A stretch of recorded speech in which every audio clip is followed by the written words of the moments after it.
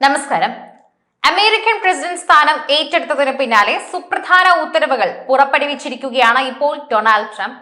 പരിഷ്കൃത സമൂഹമെന്ന് പൊതുവെ അറിയപ്പെടുന്ന അമേരിക്കയെ പിന്നോട്ട് നയിക്കുന്ന തീരുമാനത്തിലാണ് ട്രംപ് ഒപ്പുവച്ചിരിക്കുന്നതെന്ന് പറയാം. US രേഖകളിൽ നിന്നും ട്രാൻസ്ജെൻഡറുകളെ പുറം തള്ളുന്നതാണ് ഈ തീരുമാനം എന്ന് പറയാം. അദ്ദേഹം ഇപ്പോൾ ഈ സ്ഥാനം ഏറ്റതിന് തൊട്ടു പിന്നാലെ മൈക്കെടുത്ത് ആദ്യം പറഞ്ഞത് ഇനി നമ്മൾ രണ്ട് കൂട്ടർ മാത്രം, ആണും പെണ്ണും. മറ്റ് സമൂഹത്തിലെ ആളുകളെല്ലാം തന്നെ ഒഴിവാക്കിക്കൊണ്ട് നടത്തിയ ട്രംപിന്റെ പ്രസ്താവനയിൽ രണ്ടു തരം ആൾക്കാർ തന്നെയാണ് സോഷ്യൽ മീഡിയയിലുള്ളത്. ഒന്ന് പിന്തുണയ്ക്കുന്നവരും മറ്റൊന്ന് പാടെ തള്ളിക്കളയുന്നവരും. സർക്കാർ രേഖകളിൽ ലിംഗം രേഖപ്പെടുത്തുന്ന കോളങ്ങളിൽ ഇനി സ്ത്രീയും പുരുഷനും എന്നിങ്ങനെ മാത്രമേ ഉണ്ടാകൂ എന്നാണ് ട്രംപിന്റെ ഉത്തരവ്. രണ്ട് വിഭാഗങ്ങൾ മാത്രമേ അമേരിക്കൻ ഫെഡറൽ ഗവൺമെന്റ് അംഗീകരിക്കൂ എന്ന് പ്രഖ്യാപിച്ചിരിക്കുകയാണ് ആദ്യം ഉത്തരവിൽ ട്രംപ് ഒപ്പുവെച്ചുകൊണ്ട്. ട്രാൻസ്ജെൻഡർ വ്യക്തികളെ അംഗീകരിക്കുന്നില്ല എന്ന് കൂടി വ്യക്തമാക്കുന്ന ഉത്തരവ് ഇതിനോടകം ചർച്ചയായി കഴിഞ്ഞു.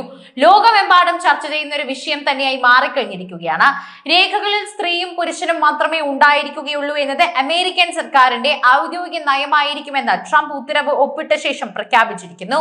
ട്രാൻസ്ജെൻഡറുകളുടെ അവകാശങ്ങളെ കുറിച്ച് കഴിഞ്ഞ ഏതാനും വർഷങ്ങളായി അമേരിക്കയിൽ സജീവമായി ചർച്ചകൾ ഇപ്പോഴും നടക്കുന്നുണ്ട്. ഇക്കഴിഞ്ഞ തിരഞ്ഞെടുപ്പിൽ പ്രചാരണത്തിൽ നിരവധി റിപ്പബ്ലിക് പാർട്ടി പ്രതിനിധികൾ ട്രാൻസ്ജെൻഡർ നിയമങ്ങൾ റദ്ദാക്കുന്നതിനെ കുറിച്ച് സംസാരിച്ചിരുന്നു. കായിക ഇനങ്ങളിൽ പങ്കെടുക്കുന്ന ട്രാൻസ്ജെൻഡർ സ്ത്രീകൾക്കെതിരെ ട്രംപ് തന്നെ ഒരു പ്രചാരണത്തിൽ തുറന്നടിച്ചിരുന്നു. വൈവിധ്യം, തുല്യത, ഉൾക്കൊള്ളിക്കൽ എന്നിവയാൽ അധിഷ്ഠിതമായ കൂടുതൽ നടപടികൾ ഇനി ഉണ്ടാവുമെന്ന് ട്രംപുമായി അടുത്ത വൃത്തങ്ങൾ വാർത്താ ഏജൻസിയായ റോയിറ്റേഴ്സിനോട് പ്രതികരിച്ചു. എക്സിക്യൂട്ടീവ് ഉത്തരവുകളുടെ തന്നെ ഭാഗമായ ലിംഗ പ്രത്യയശാസ്ത്രം പ്രോത്സാഹിപ്പിക്കുന്നതിന് ഫെഡറൽ ഫണ്ടുകൾ തന്നെ അനുവദിക്കില്ലെന്നും ഉദ്യോഗസ്ഥർ പറഞ്ഞിട്ടുണ്ട്. US പ്രസിഡന്റായി ചുമതലയേറ്റ ആദ്യ ടേമിൽ തന്നെ ഡൊണാൾഡ് ട്രംപ് സൈന്യത്തിൽ ട്രാൻസ്ജെൻഡർ സൈനികർക്ക് നിരോധനം പ്രഖ്യാപിക്കുകയും ട്രാൻസ്ജെൻഡർ ഉദ്യോഗസ്ഥരുടെ റിക്രൂട്ട്മെന്റ് നിർത്തിവെക്കുകയും ചെയ്തിരുന്നു. 2021 അധികാരമേറ്റ ശേഷം ജോ ബൈഡൻ ഈ നയം മാറ്റുകയായിരുന്നു.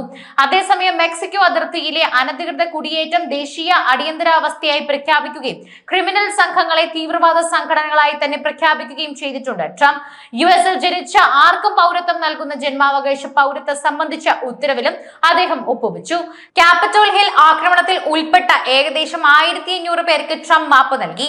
2021 ആക്രമണവുമായി ബന്ധപ്പെട്ട എല്ലാ കേസുകളും ഉപേക്ഷിക്കാൻ അദ്ദേഹം നീതിന്യായ വകുപ്പിന് നിർദ്ദേശം നൽകി.